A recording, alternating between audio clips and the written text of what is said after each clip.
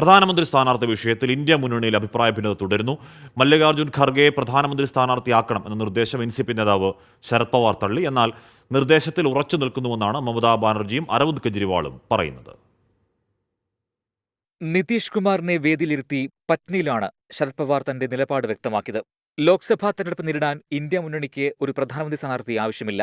1977 സമാനമാണ് രാഷ്ട്രീയ സാഹചര്യം. മൊറാർജി ദേശായി പ്രധാനമന്ത്രിയായി അന്ന് ഉയർന്നുവന്നു. 2024 ഇതേപോലെ ഇന്ത്യ മുന്നണിക്ക് തെരഞ്ഞെടുപ്പിൽ വിജയിക്കാൻ കഴിയും. ഇപ്പോൾ പ്രധാനമന്ത്രി സ്ഥാനാർത്ഥിയെ പ്രഖ്യാപിക്കുന്നത് അനുചിതമാണെന്നും ശരത് പവാർ. പ്രധാനമന്ത്രി സ്ഥാനാർത്ഥി വിഷയത്തിൽ ഇന്ത്യ മുന്നണിയിലെ അവ്യക്തത തുടരുന്നു എന്ന് വ്യക്തമാക്കുന്നതാണ് ശരത് പവാറിന്റെ വാക്കുകൾ.